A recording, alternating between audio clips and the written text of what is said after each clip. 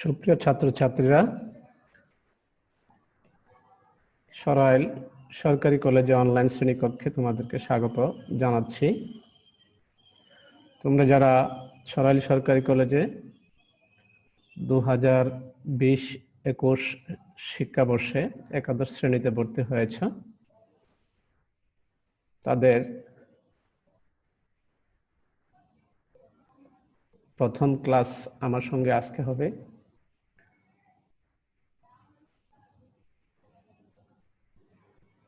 আমরা প্রথমেই পরিচিতি পর্ব। তোমরা যারা পার্টিসিপেন্ট করেছ অথবা করার জন্য তৈরি হচ্ছ, তোমরা জুম অ্যাপসের মাধ্যমে জয়েন করো। আমি স্ক্রিন শেয়ারের মাধ্যমে তোমাদেরকে আমাদের আজকের ক্লাসের যে টপিক বা বিষয় আছে সেগুলি দেখাবো। এরই সাথে ক্লাসের অন্যান্য উপকরণ তোমাদেরকে দেখাবো।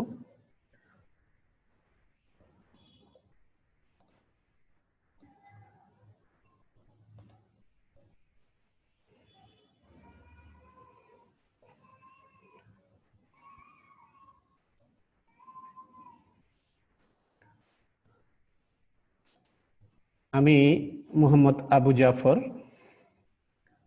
Professional level student of the institute of chartered accountants of Bangladesh, lecturer accounting, Sarail government college, Sarail Brahmanbaria, Bangladesh. আমার মোবাইল 01725912262 और 01554336019। আমার ইমেইল jafar_11739@yahoo.com। আমার Facebook Mohammad Abu Jafar ID. YouTube channel রয়েছে youtube.com মোহাম্মদ আবু জাফর। তোমরা এই ক্লাসগুলি আমার ইউটিউব চ্যানেলের মাধ্যমে দেখতে পারবে। এছাড়া আমরা ক্লাস সরাসরি পরিচালনা করার পরে ভিডিও ফরম্যাটে আমার ইউটিউবে এবং ফেসবুকে তোমরা দেখতে পাবে।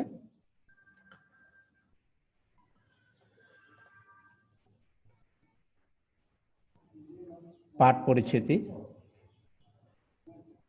শ্রেণী একাদশ, বিষয় হিসাব বিজ্ঞান, অধ্যায় প্রথম, সময় 30 মিনিট। আমরা আজকের যে ক্লাস করব সেটা সময় 30 মিনিটের।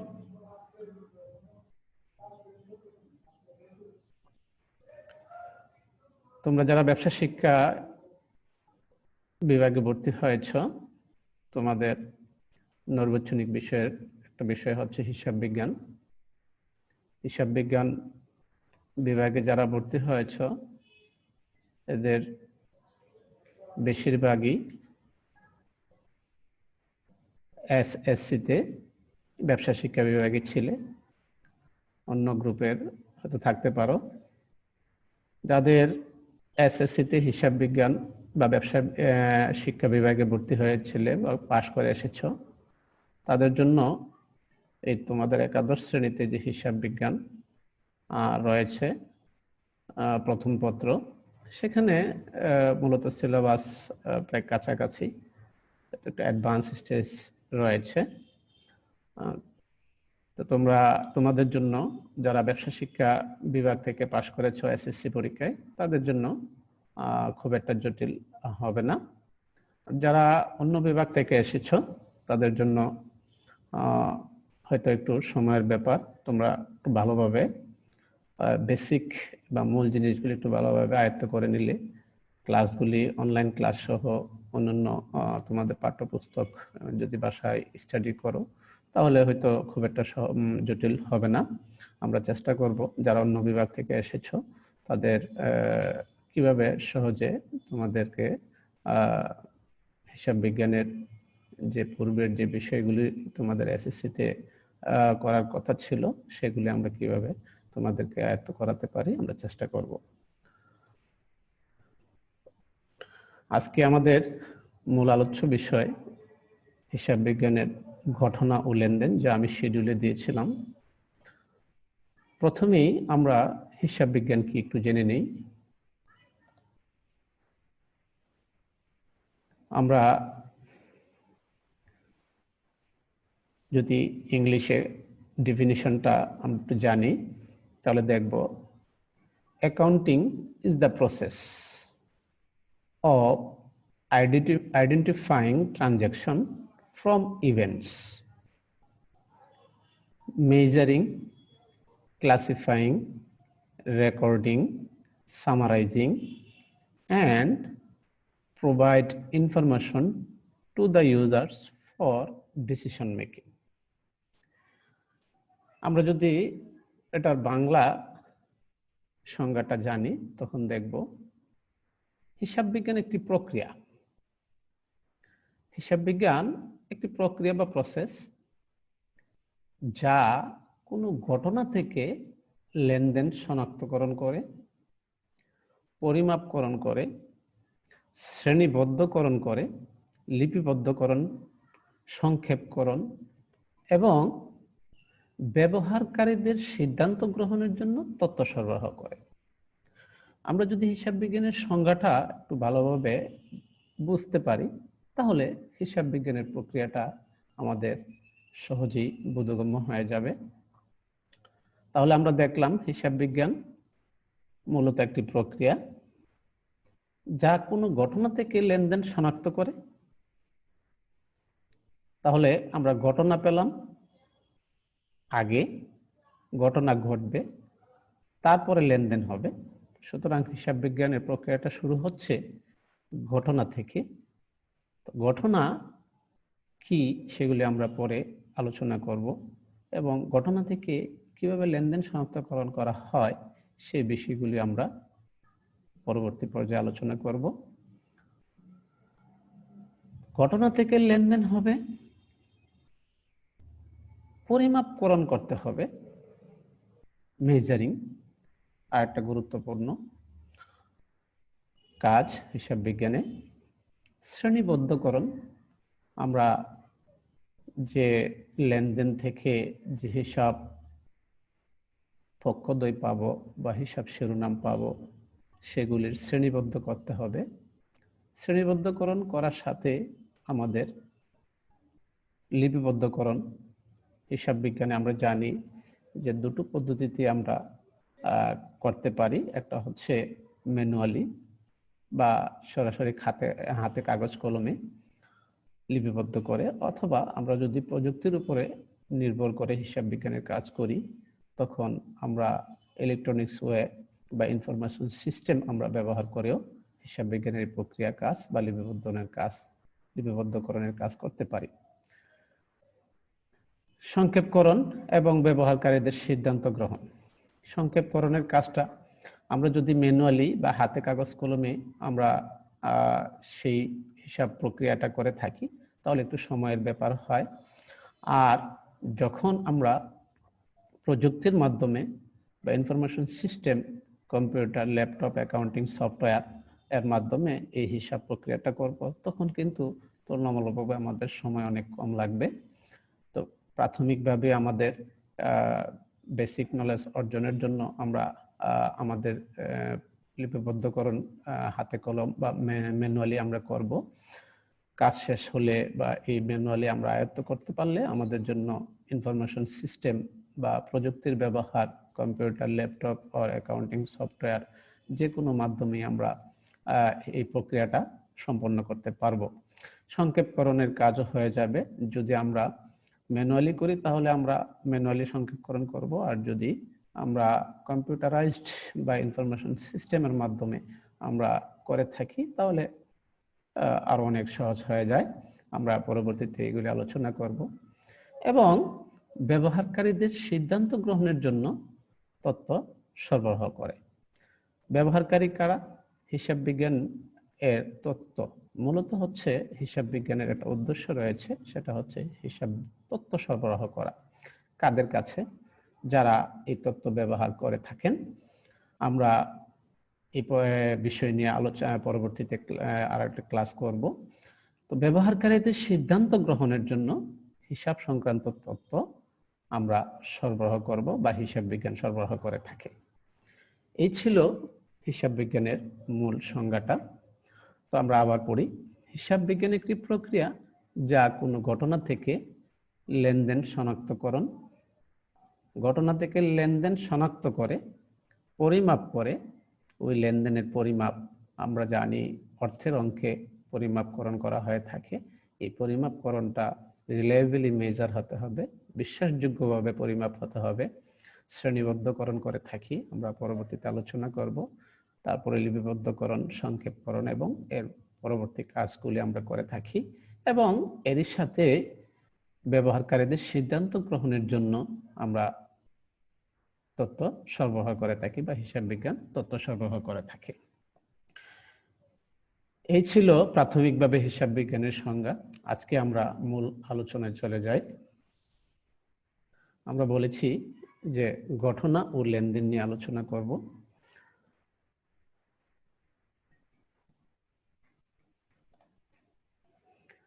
শিক্ষণফল কি জানতে পারবে, ঘটনা কি, লেনদেন কি, লেনদেনের প্রকারভেদ, লেনদেনের বৈশিষ্ট্য, এই বিষয়গুলি আজকে আমরা চেষ্টা করব বোঝার জন্য।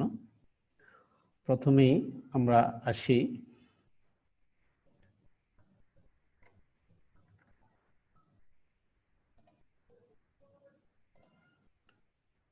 ঘটনা কি বা ঘটনার সংজ্ঞা।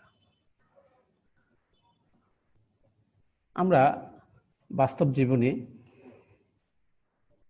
বিভিন্ন সময় বিভিন্নভাবে অতিবাহিত হচ্ছে, বিভিন্ন ঘটনা ঘটছে, ব্যক্তিগত হতে পারে, পারিবারিক হতে পারে, সামাজিক হতে পারে, অর্থনৈতিক বা রাষ্ট্রীয় কোনো কিছু সংগঠিত হওয়াই হচ্ছে ঘটনা। ব্যক্তিগত ঘটনা বা ব্যক্তিগতভাবে যদি কোনো কিছু ঘটে বা সংগঠিত হয় তখন ব্যক্তিগত ঘটনা। পারিবারিকভাবে যদি কোনো কিছু সংগঠিত হয় বা আর্থিক অবস্থার পরিবর্তন হয় তখন তাকে আমরা পারিবারিক ঘটনা বলবো। সামাজিকভাবে যদি হয়ে থাকে তাহলে সেটা সামাজিক ঘটনা বলবো। অর্থনৈতিক বা রাষ্ট্রীয় কোনো কিছু যদি সংগঠিত হয় তখন তাকে আমরা রাষ্ট্রীয় ঘটনা বলবো। এই ঘটনা থেকে আমাদের মূলত হিসাব বিজ্ঞানের যাত্রা শুরু হয়। এই ঘটনাগুলি থেকে আমাদের বাছাইকরণের মাধ্যমে শনাক্ত করতে হয় কোনগুলি লেনদেন এবং কোনটা লেনদেন নয়। তাহলে আমরা আগেই হিসাব বিজ্ঞানের সংজ্ঞায় পড়েছি, হিসাব বিজ্ঞান এমন একটি প্রক্রিয়া যা ঘটনা থেকে লেনদেন শনাক্ত করে। তাহলে সর্বপ্রথম আমাদের যে বিষয়টা জানতে হবে সেটা হচ্ছে ঘটনাগুলি ঘটার সাথে সাথে আমরা সেগুলি বিশ্লেষণ করব। বিশ্লেষণ করে সেখান থেকে আমরা লেনদেন শনাক্ত করব। তাহলে ঘটনা সম্পর্কে জানলাম, ব্যক্তিগত, পারিবারিক, সামাজিক, অর্থনৈতিক ও রাষ্ট্রীয় কোনো কিছু সংগঠিত বা অবস্থার পরিবর্তন হওয়াকেই ঘটনা বলে। ঘটনা দুই প্রকারের হয়ে থাকে, আর্থিক ঘটনা এবং অনার্থিক ঘটনা। আমরা যদি ব্যবসার জগতে চিন্তা করি তাহলে ব্যবসা মূল উদ্দেশ্য যদি ক্রয় বিক্রয়কারী ব্যবসা হয়ে থাকে বা উৎপাদনকারী হয়ে থাকে তাহলে পণ্য ক্রয় করে বা কাঁচামাল ক্রয় করে। এই কাঁচামাল ক্রয় করা এর মাধ্যমে ওই প্রতিষ্ঠানের বা ওই ব্যবসায়ের আর্থিক একটা অবস্থার পরিবর্তন হয় ওই ঘটনার দ্বারা। সুতরাং আমরা ওই যে পণ্য ক্রয় করা একটা কিছু সংগঠিত হয়েছে ওই ব্যবসায়, এই সংগঠিত হওয়া অথবা ওই ব্যবসা প্রতিষ্ঠানের একটা অবস্থার পরিবর্তন হয়েছে। পণ্য ক্রয় করার মাধ্যমে ওই প্রতিষ্ঠানে পণ্য এসেছে, আবার ওই প্রতিষ্ঠান থেকে নগদ টাকা অথবা আর একটা পদ্য বা হিসাব বা একটা দায়ের সৃষ্টি হয়েছে। তো এই দুটো বিষয় পরিবর্তনের মাধ্যমে অবস্থার পরিবর্তন হয়েছে। আমরা যাকে আর্থিক অবস্থার পরিবর্তন বলি, ওই যদি কোনো ঘটনার দ্বারা আর্থিক অবস্থার পরিবর্তন হয় তখন তাকে আর্থিক ঘটনা বলবো। আবার অনেক ঘটনা আছে যার জন্য ওই ব্যক্তি, পরিবার, সমাজ বা রাষ্ট্রের আর্থিক অবস্থার পরিবর্তন হয় না, ঘটনা ঠিকই আছে বা সংঘটিত হয়েছে, বাট এর দ্বারা আর্থিক অবস্থার কোনো পরিবর্তন ওই ব্যক্তি, পরিবার, সমাজ বা রাষ্ট্রের হয় নাই, সেই ধরনের ঘটনাকে আমরা অনার্থিক ঘটনা বলবো। যেমন আমরা ধরে নিতে পারি ব্যবসায়িক জগতে যদি পণ্য ক্রয়ের একটা আলোচনা করা হয়, তখন কিন্তু ওই ঘটনার দ্বারা ওই ব্যবসায় প্রতিষ্ঠানের অবস্থার বা আর্থিক অবস্থার কোনো পরিবর্তন হয় নাই, সুতরাং এই ধরনের ঘটনাকে আমরা অনার্থিক ঘটনা বলবো। তাহলে আমরা ঘটনা জানলাম, ঘটনা কি, ঘটনা কত প্রকার ও কি কি। এই ঘটনা থেকে আমাদের হিসাব বিজ্ঞানের যাত্রা শুরু হবে। আমরা ঘটনা থেকে লেনদেন শনাক্ত করব। এবার আসি আমরা লেনদেন কি সেটা জানি। আমরা আগেই বলেছি ঘটনায় দু প্রকার ঘটনা পেয়েছি, আর্থিক ঘটনা এবং অনার্থিক ঘটনা। লেনদেনের সংজ্ঞায় বলা আছে কোনো আর্থিক ঘটনার দ্বারা ব্যক্তি বা প্রতিষ্ঠানের সম্পত্তি, দায় ও মালিকানা সত্ত্বের পরিবর্তন হলে তাকে লেনদেন বলা হয়। তো সুন্দর পয়েন্ট যে আর্থিক ঘটনার দ্বারা, ঘটনা দুই প্রকার আমরা আগে জেনেছি, আর্থিক ঘটনা এবং অনার্থিক ঘটনা। যখনই ঘটনাটা আর্থিক হবে তখনই আমরা আমাদের হিসাব বিজ্ঞানে আমরা এটাকে লেনদেন হিসাবে শনাক্ত করতে পারবো। তবে বলছে কোনো আর্থিক ঘটনার দ্বারা ব্যক্তি বা প্রতিষ্ঠানের কি পরিবর্তন হতে হবে? সম্পত্তির দায় ও মালিকানা সত্ত্ব। আমরা জানি যে সম্পত্তির দায় ও মালিকানা সত্ত্ব মূলত আর্থিক অবস্থা, এই তিনটা উপাদান মিলেই মূলত আর্থিক অবস্থার উপস্থাপন হয়ে থাকে। এই তিনটাতে যদি কোনো পরিবর্তন হয় কোনো ঘটনার দ্বারা, তখনই তাকে আমরা লেনদেন বলবো। তাহলে আমরা হিসাব বিজ্ঞানের মূল কাজ যেটা, সেটা হচ্ছে প্রক্রিয়ার যে শুরু, যে ঘটনা থেকে লেনদেন শনাক্তকরণ। ঘটনাগুলি বাস্তব জীবনের, ব্যবসায়িক জগতে, ব্যক্তিগত জীবনে, রাষ্ট্রীয় জীবনে, পারিবারিক জীবনে এবং সামাজিক জীবনে যে ঘটনাগুলি ঘটছে সেগুলি থেকে আমরা বাছাই করব কোনগুলি আর্থিক ঘটনা এবং কোনগুলি অনার্থিক ঘটনা। যদি আর্থিক ঘটনা হয় তখন সেগুলি আমরা হিসাব বিজ্ঞানের পরবর্তী প্রসেসে বা প্রক্রিয়ায় নিয়ে যাব, সেটা হচ্ছে যে লেনদেন। লেনদেন হিসাবে আমরা গণ্য করব যদি ওই আর্থিক ঘটনার দ্বারা ওই ব্যক্তি বা প্রতিষ্ঠানের আর্থিক অবস্থার পরিবর্তন তথা সম্পত্তির দায় ও মালিকানা সত্ত্বের পরিবর্তন হয়, তাহলে তখনই তাকে আমরা লেনদেন বলবো। আর যখনই ওই ঘটনাটা লেনদেন হয়ে যাবে তখনই হিসাব বিজ্ঞানের পরবর্তী প্রক্রিয়ায় এগুলি অন্তর্ভুক্ত হয়ে যাবে। তাহলে আমরা জানলাম ঘটনা কি এবং ঘটনা কত প্রকার এবং লেনদেন কি। লেনদেন না হওয়া পর্যন্ত হিসাব প্রক্রিয়ায় আমরা লিপিবদ্ধকরণ সহ অন্যান্য প্রক্রিয়ায় যেতে পারবো না। সকল ঘটনা কিন্তু লিপিবদ্ধকরণ প্রক্রিয়া যাবে না। যে সকল ঘটনা আর্থিক ঘটনা, যার দ্বারা ওই ব্যক্তি বা প্রতিষ্ঠানের আর্থিক অবস্থার পরিবর্তন হয়, সেটাকে আমরা মূলত হিসাব বিজ্ঞানে লিপিবদ্ধ করব।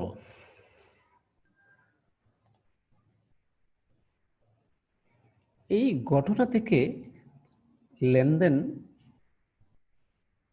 হওয়ার জন্য যে সকল বৈশিষ্ট্য থাকতে হবে বা যে সকল শর্ত পূরণ করতে হবে সেগুলি মূলত লেনদেনের বৈশিষ্ট্য।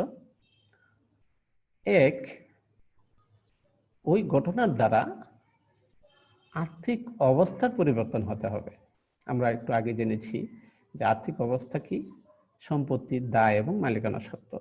ওই ঘটনার দ্বারা যদি ওই ব্যক্তি বা প্রতিষ্ঠানের সম্পত্তির দায় ও মালিকানা সত্ত্বের পরিবর্তন হয় বা আর্থিক অবস্থার পরিবর্তন হয়, তখন সেটা লেনদেন।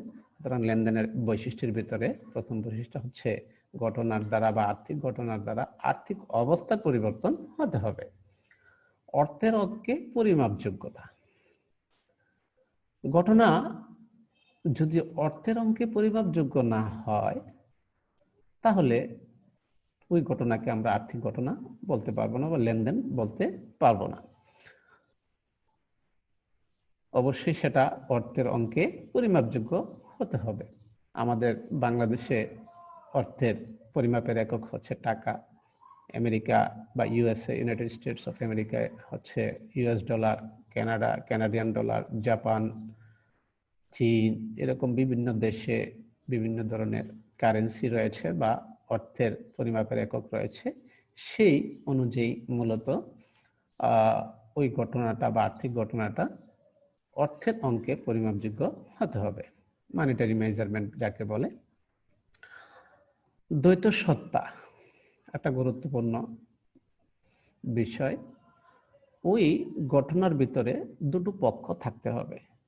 দুটো পক্ষ আমরা যাকে হিসাব বলবো, প্রত্যেকটা পক্ষকে, ওই পক্ষ দুটো অবশ্যই তোমাদেরকে বা আমাদেরকে নির্ণয় করতে হবে ওই ঘটনার ভিতরে পক্ষ দুইটি কি কি।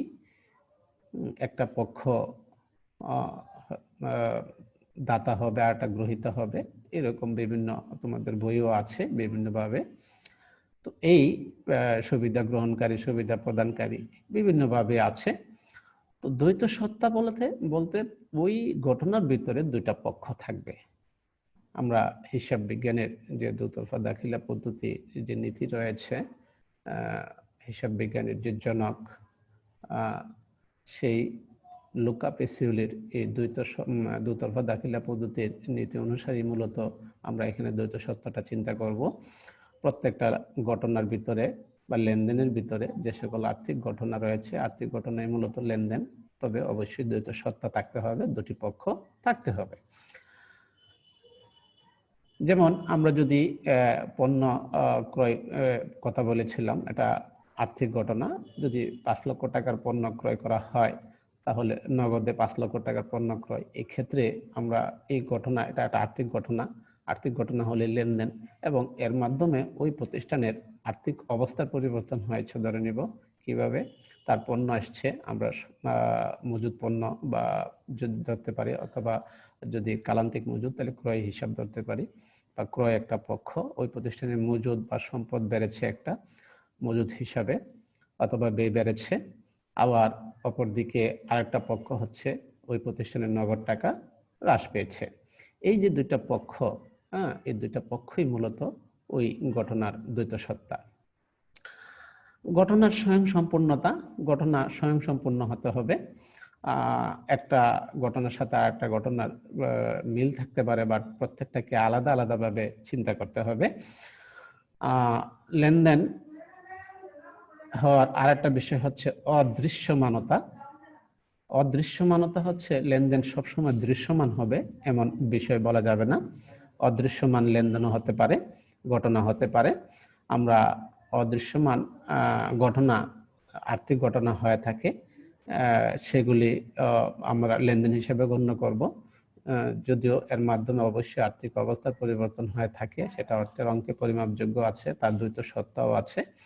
তো যেমন আমরা যদি আমাদের যে নন কারেন্ট অ্যাসেট বা চলতি সম্পদ বা স্থায়ী সম্পদগুলি রয়েছে সেগুলির অবক্ষয়, সেই অবক্ষয়গুলি আমাদের মূলত অদৃশ্যমান, দেখা যায় না। তো সুতরাং অদৃশ্যমান ঘটনাও আমাদের কিন্তু লেনদেন হিসাবে গণ্য হবে যদি তার মাধ্যমে আর্থিক অবস্থার পরিবর্তন হয়, অর্থের অঙ্কে পরিমাপযোগ্য হয় এবং তার দ্বৈত সত্তা থাকে। ইতিবৃত্ত ঘটনা, ইতিবৃত্ত ঘটনা হিসাব বিজ্ঞান মূলত যা ঘটেছে সেগুলি নিয়ে আলোচনা করে, তবে আমাদের ভবিষ্যতের কিছু ঘটনাও আমাদের আসতে পারে, হিসাব বিজ্ঞানের লেনদেন হিসাবে গণ্য হতে পারে। এটা আমরা রেট্রোস্পেক্টিভ বা প্রসপেক্টিভ বলি আর কি।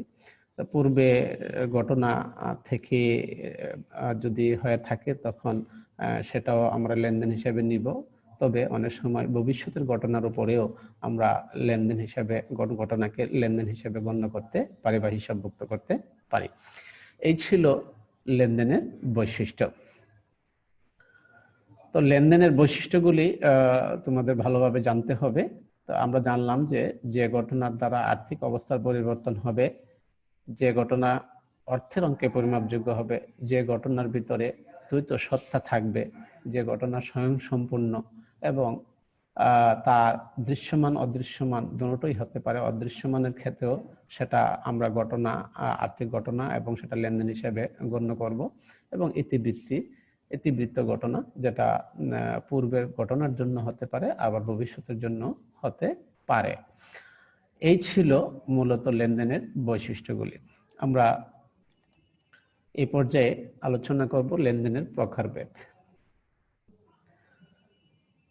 লেনদেন এর প্রকারভেদ রয়েছে বিভিন্নভাবে, তোমাদের পাঠ্যপুস্তকে বিভিন্ন বইয়ে বিভিন্নভাবে এর শ্রেণীভেদ করেছেন। আমরা কিছু এখানে উদাহরণস্বরূপ উপস্থাপন করেছি।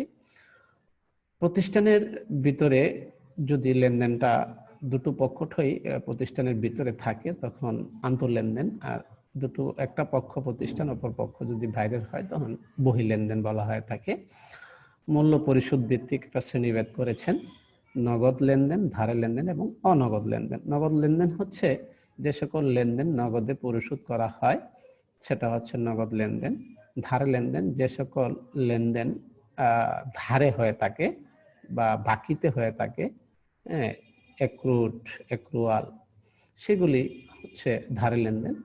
আবার কিছু অনগদ লেনদেন রয়েছে। অনগদ লেনদেন হচ্ছে যার ভিতরে কোনো সময় নগদে পরিশোধের কোনো বিষয় থাকে না। এগুলি আমরা বাস্তবে যখন অনুশীলন করব তখন আরো সহজে বুঝতে পারবো। দৃশ্যমানতার ভিত্তিতে আমরা লেনদেনের প্রকারভেদ দেখেছি, দৃশ্যমান লেনদেন এবং অদৃশ্যমান লেনদেন। কিছু কিছু লেনদেন দৃশ্যমান হয় এবং বেশিরভাগ লেনদেনই দৃশ্যমান হয়, আবার কিছু কিছু লেনদেন অদৃশ্যমান হতে পারে। আমরা আগে বলেছি যেমন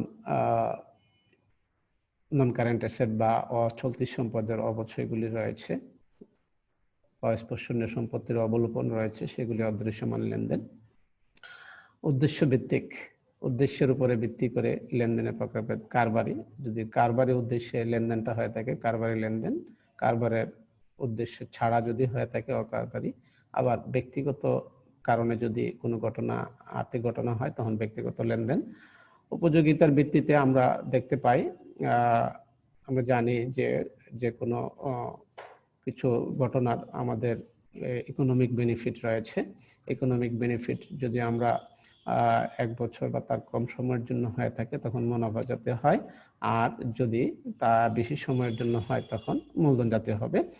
তো এটা আমরা মূলধন জাতীয়, উপযোগিতা ভিত্তিতে মূলধন জাতীয় এবং মুনাফা জাতীয় হিসাবে ভাগ করতে পারি।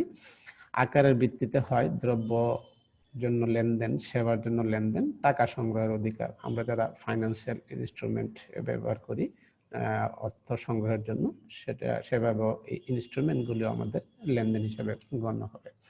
এই ছিল লেনদেনের প্রকারভেদ। তোমরা বাসায় একটু ভালোভাবে পড়াশোনা করবে। তোমাদের জন্য একটা বাড়ির কাজ রয়েছে, ঘটনা ও লেনদেনের মধ্যে পার্থক্য কি কি। আমরা তোমাদের যে পাঠ্য বই রয়েছে সেই পাঠ্য বই আমরা তো হয়তো ইতিমধ্যে তোমাদের অনলাইনে অথবা তোমাদের আমি আছি অথবা আমাদের অন্যান্য শিক্ষকরা আছেন তাদের কাছ থেকে তোমাদের পাঠ্য বই জেনে নিবা। ঘটনা ও লেনদেনের মধ্যে পার্থক্য কি কি সে বিষয়টা তোমরা বাসায় পড়বা। সবাইকে ধন্যবাদ।